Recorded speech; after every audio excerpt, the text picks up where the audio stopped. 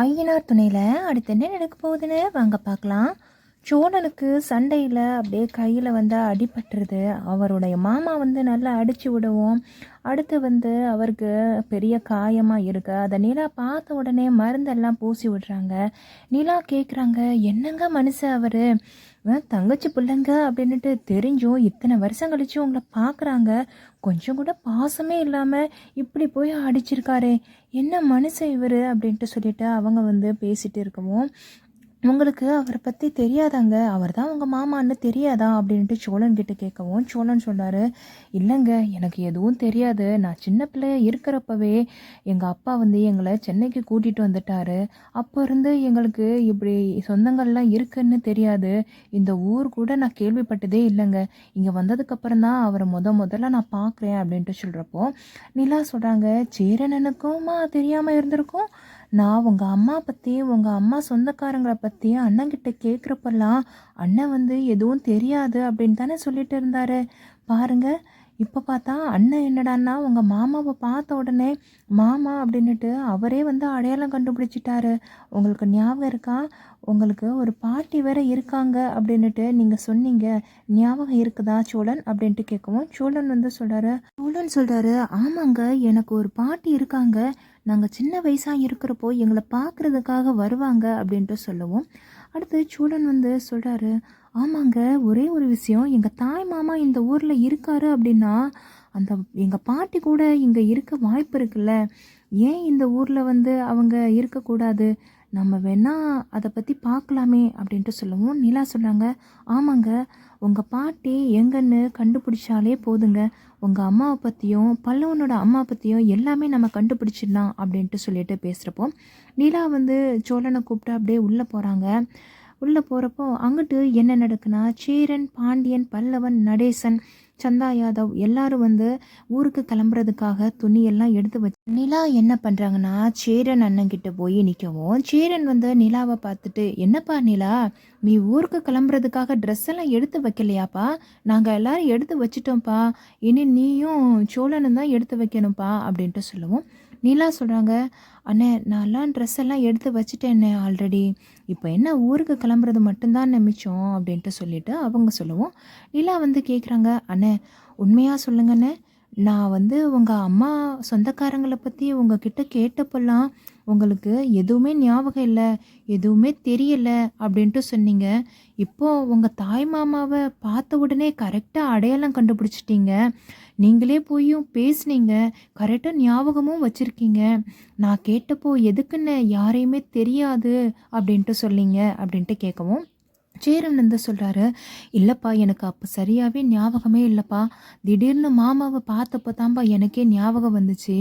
அப்படின்ட்டு சொல்கிறப்போ, அடுத்து சேரன் வந்து கேட்காரு, சரிப்பா அந்த பேச்சு எதுக்குப்பா இப்போ பேசுகிற,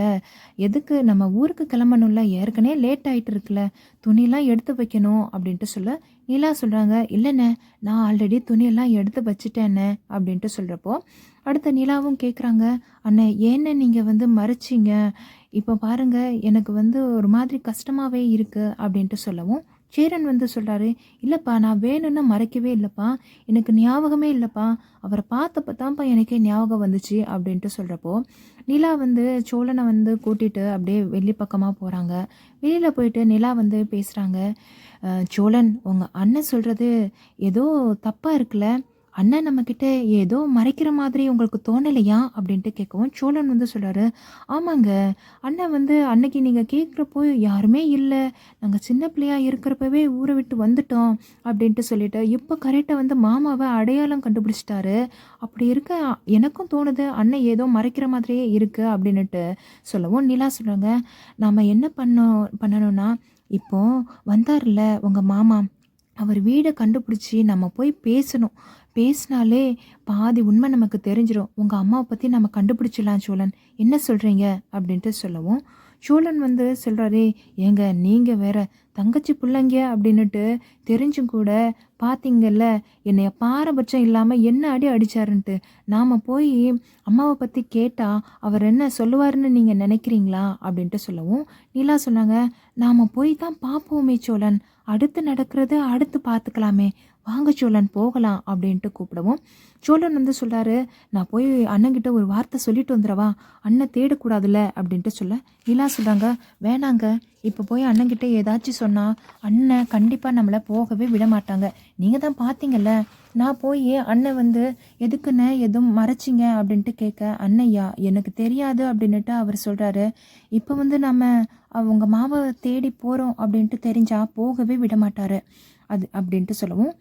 அடுத்து சோழன் சொல்கிறாரு, அப்போ என்னங்க பண்ணுறது அப்படின்ட்டு கேட்க நிலா சொன்னாங்க, பேசாமல் வாங்க, நாம் ரெண்டு பேரும் போய் உங்கள் மாமா வீடு எங்கே இருக்குது அப்படின்ட்டு போய் தேடி பார்த்து அவர் கூட பேசிட்டு வந்துடலாம் வாங்க அப்படின்ட்டு சொல்லி கூப்பிடவும் சோழனும் நிலாவும் மாமா வீட்டை தேடி அப்படியே போகிறாங்க. ஊரில் இருக்கிறவங்க கிட்டெல்லாம் கேட்குறாங்க, அடையாளம் சொல்லி கேட்குறாங்க. யாருக்குமே தெரியவே இல்லை. யாரும் வந்து தெரியலையே தெரியலையே அப்படி தான் பதில் சொல்லிட்டு இருக்கோம். சோழன் வந்து கேட்குறாரு, ஃபோட்டோ கீட்டோ வச்சுருந்து தேடினாலே பாதி பேருக்கு அடையாளம் தெரியாது. இதில் எதுவும் இல்லாமல் வெறும் அங்கே அடையாளம் வச்சு சொன்னாலாம் யாருக்கும் இங்கே புரியாதுங்க, நம்மளால் கண்டுலாம் பிடிக்க முடியாது அப்படின்ட்டு சொல்லவும், அடுத்து வந்து நிலா வந்து அப்படியே யோசிக்காங்க, ஆமாங்க, இதை நம்ம வேறு மாதிரி தான் கேட்டாகணும், இல்லைன்னா நம்மளால் கண்டிப்பாக வந்து கண்டுபிடிக்கவே முடியாது அப்படின்ட்டு சொல்லிட்டு இப்படியே பார்த்துட்டு இருக்க ரோட்டோரமாக ரெண்டு பொம்பளைங்க அப்படியே நடந்து வந்துட்டு இருக்கவும் நிலா அவங்கக்கிட்ட போய் பேச ஆரம்பிக்கிறாங்க. எங்க ஒரு நிமிஷம், ஒரு ஆளை பற்றி எங்களுக்கு தெரியணும், அவங்க வீடு கண்டுபிடிக்க முடியல, உங்களுக்கு தெரிஞ்ச சொல்கிறீங்களா அப்படின்ட்டு சொல்லவும், அவங்க என்னம்மா சொல்லுமா அப்படின்ட்டு அவங்க கேட்கவும், நடேசன் இருக்கார் இல்லையா, அவருடைய மச்சா வீடு எங்கே இருக்குன்னு உங்களுக்கு தெரியுமா அப்படின்ட்டு கேட்க, அந்த பொம்பளைங்க எந்த நடேசனை கேட்குறம்மா நீ அப்படின்ட்டு கேட்கவும், சோழன் சொல்கிறாரு, இல்லைங்க, பொண்டாட்டியை கொன்னுட்டு ஜெயிலுக்கு போயிட்டு வந்தார்ல, அவருடைய மச்சானை தான் கேட்குறோங்க அப்படின்ட்டு சொல்லவும், அப்போ தான் அவங்களுக்கு கூட தெரிய வருது. அந்த பொம்பளைங்க சொல்கிறாங்க, ஓ அவரோட மச்சானா, தெரியும் தெரியும், அட நம்ம பரணி வீட்டை தான் கேட்டு வந்திருக்காவோ அப்படின்ட்டு சொல்லிட்டு வழியை சொல்ல ஆரம்பிக்கிறாங்க. இந்த வீட்டோட கலரையும் அதுக்கப்புறம் அந்த தெருவோட பெயரையும் சொல்லி, அங்கே போய் பாருங்கம்மா, அங்கே போய் பரணி வீடு எது அப்படின்ட்டு கேட்டால் அவங்களே சொல்லிடுவாங்க சரிங்களாம்மா அப்படின்ட்டு சொல்ல, நிலாவும் சோழனும் ரொம்ப நன்றிங்க அப்படின்ட்டு சொல்லிட்டு அவங்க என்ன பண்ணுறாங்கன்னா, அவங்க சொன்ன மாதிரியே வழியில் அப்படியே தேடி தேடி போகிறாங்க. அங்கிட்டு என்ன நடக்குன்னா, கார்த்திகா கஸ்தூரி கிட்ட போய் பேசுகிறாங்க. அம்மா என்னம்மா, சேரன் மாமாவுடைய மாமாவாம்மா இப்போ வந்தது, இந்த ஊரில் சேரன் மாமாவுடைய சொந்தங்கள்லாம் இருக்காங்களாம்மா, இத்தனை நாள் நம்ம வந்திருக்கோம், நம்ம ஒரு நாள் கூட அவங்கள பார்த்ததே இல்லையே, அது மட்டும் இல்லாமல் சொந்த தங்கச்சி புள்ள அப்படின்னுட்டு தெரிஞ்சும் கூட அவர் ஏம்மா இந்த மாதிரி வந்து சண்டை போட்டு சோழனுக்கு நல்லா அடி விழுந்துச்சு இல்லைம்மா, நீங்கள் தான் பார்த்தீங்கல்ல அப்படின்ட்டு சொல்லவும், கஸ்தூரி சொல்கிறாங்க, ஏய், சொந்த தங்கச்சியை கொன்னவனுக்கு சப்போர்ட் பண்ணால் இப்படி தாண்டி நடக்கும், அதான் அவன் தங்கச்சியை இழந்துட்டு நிற்கிறான், அந்த கோவத்தில் தான் இந்த மாதிரி வந்து அடிக்கிறான் அப்படின்ட்டு சொல்ல, கார்த்திகா கேட்குறாங்க, அதுக்கு சேரன் மாமா, சோழன், பாண்டியன், பல்லவன் இவங்க எல்லாரும் என்ன தப்பு பண்ணாங்க, வந்தவருக்கு தங்கச்சி பசங்க மேலே கொஞ்சம் கூட பாசமே இல்லை, இத்தனை வருஷம் கழிச்சு அவங்கள பார்க்குறாரு, அதுவும் கொஞ்சம் கூட மனிதாபிமானம் இல்லாமல் எப்படி போட்டு அடித்தாரு, நீ தான் பார்த்தல்லம்மா, எனக்கு ஒரு சந்தேகம், உண்மையாகவே நடேசன் மாமா தான் அத்தையை வந்து கொன்னுட்டாங்களா, நீங்கள் சொல்லுங்கம்மா அப்படின்ட்டு கேட்கவும், கஸ்தூரி சொல்கிறாங்க, ஏய் என்னடி விட்டா அவங்கள பற்றி ஒன்று ஒன்றா கேட்டுகிட்டே போகிற, சும்மா இருக்க மாட்டேன், பேசாமல் ஊருக்கு கிளம்புற வழியை பாரு, அவங்கள பற்றிலாம் பேச வேண்டிய அவசியமே கிடையாது சரியா, நீ தான் பார்த்தல்ல, எங்கள் பக்கமும் அவங்க ஆட்களை வந்து சப்போர்ட் பண்ணுறது கிடையாது, அந்த பக்கத்தில் இருந்தோம் அவங்களுக்கு சப்போர்ட் எதுவும் கிடையாது, அப்போனா உண்மையாகவே அவன் தானே தப்பு பண்ணியிருப்பான், இதை பற்றி மறுபடியும் என்கிட்ட கேட்காதடி அப்படின்ட்டு சொல்லிட்டு ஊருக்கு கிளம்பு அப்படின்ட்டு சொல்லவும், கார்த்திகாவும் பேசாமல் வந்து ஊருக்கு கிளம்ப ஆரம்பிக்கிறாங்க. இங்கிட்டு சேரன், பாண்டியன், பல்லவன், நடேசன், சந்தா எல்லாரும் துணியெல்லாம் எடுத்துகிட்டு வச்சு பேக்கெல்லாம் பண்ணியாச்சு. அப்போ சேரன் வந்து நீலாவையும் சோழனையும் அப்படியே தேடுறாரு. எங்கே ரெண்டு பேரும் இப்போ தான் கண்ணில் பட்டமாக இருந்துச்சு, இப்போ எங்கே ஆளை காணோமே அப்படின்ட்டு சொல்லிட்டு அப்படியே தேடவும், சேரன் வந்து சந்தா கிட்ட போய், என்னப்பா நிலா வரலையாப்பா அப்படின்ட்டு கேட்க, சந்தா வந்து வரலை அப்படிங்கிற மாதிரி சொல்லிடுறாங்க. அடுத்து சேரன் வந்து பாண்டியன் கிட்டேயும் பல்லவன் கிட்டேயும், டேய் சோழனை பார்த்தீங்களாடா அப்படின்ட்டு கேட்கவும், அடுத்து பாண்டியனும் பல்லவனும் நாங்களும் பார்க்கலையே அப்படின்ட்டா அவங்க சொல்லிடவும், சேரன் வந்து சொல்கிறாரு, இல்லைடா கொஞ்ச நேரம் முன்னாடி தான் நிலா கூட சோழன் வந்து பேசிகிட்டு இருந்தான், இப்போ என்னடானா 2 பேரை ஆளையே காணோம் அப்படின்ட்டு சொல்லவும் பாண்டியன் வந்து சொல்கிறாரு, அண்ணன் விடுன்னு, அவங்க என்ன சின்ன பசங்களா, நாம் ஊருக்கு போகிறோம் அப்படின்னுட்டு கிளம்பிட்டு இருக்கோம்ல, அதான் ஊரை சுற்றி பார்க்க போயிருப்பாங்க, இப்போ வந்துடுவாங்க. நீ ஃபஸ்ட்டு துணிமணிலாம் எடுத்து வச்சுட்டேல, ஆ சோழனுடைய துணியும் சேர்த்து எடுத்து வச்சிருனேன், அவங்க வந்ததும் கிளம்புறதுக்கு சரியாக இருக்கும் அப்படின்ட்டு சொல்லவும் சேரன் வந்து சரிடா சரிடா நான் எடுத்து வைக்கிறேன்டா அப்படின்ட்டு சொல்லிட்டு மனசுலேயே வந்து நினைக்காரு, ஒரு வேளை மாமாவை தேடி தான் அவங்க 2 பேரும் போயிருப்பாங்களோ அப்படின்ட்டு சொல்லிட்டு மனசுலேயே அவர் வந்து நினச்சிட்டே இருக்காரு. அங்கிட்டு என்ன நடக்குன்னா, நிலாவும் சோழனும் வீட்டை வந்து கண்டுபிடிச்சிட்டு அப்படியே வந்து போகிறாங்க. அடுத்து வந்து கேட் கிட்ட நின்றுட்டு கேட்குறாங்க, உள்ள ஆள் இருக்கீங்களா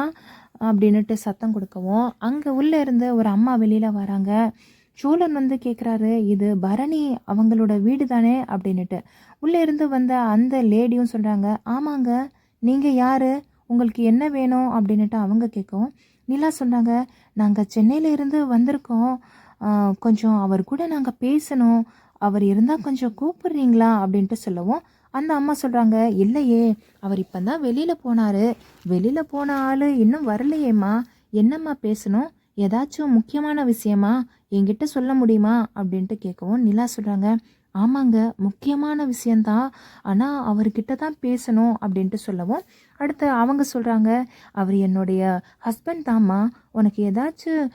உதவி வேணும்னா சொல்லுமா, நான் வேணா செய்கிறேன், என்னம்மா அப்படின்ட்டு கேட்கவும் அடுத்து நிலா சொல்கிறாங்க, இல்லைங்க, நாங்கள் அவர் கூட கொஞ்சம் பேசணும், அதான் பார்த்தோம் அப்படின்ட்டு சொல்ல அந்த அம்மா சொல்கிறாங்க, இல்லையேம்மா, அவர் போன ஆள் எப்போ வருவார்னு எனக்கும் தெரியாதேம்மா, அவர் ஒரு முக்கியமான வேலையாக வெளியில் போயிருக்காரேம்மா, அவர்கிட்ட இப்போ நான் ஃபோன் பண்ணி பேசினாலும் கத்துவாருமா அப்படின்ட்டு சொல்லிட்டு பேசிகிட்டு இருக்கவும்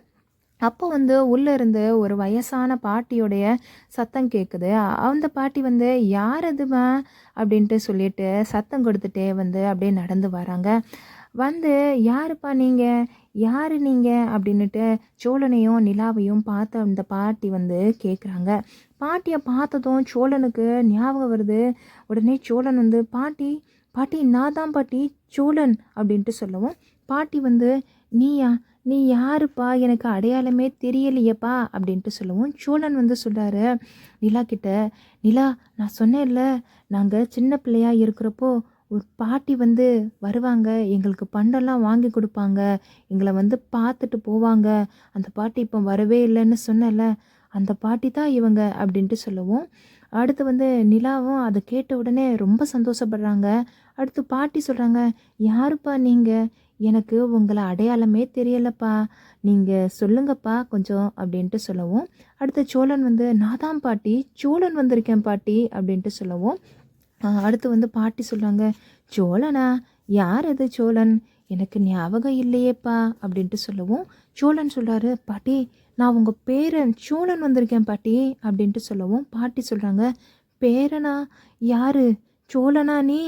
அப்படின்ட்டு சொல்லவும் அடுத்து சோழன் வந்து ஆமாம் பாட்டி, நீங்கள் எங்கள் வீட்டுக்கு அடிக்கடி நாங்கள் சின்ன பிள்ளையாக இருக்கிறப்போ வந்திருக்கீங்க பாட்டி, எங்களை பார்க்குறதுக்காக வருவீங்க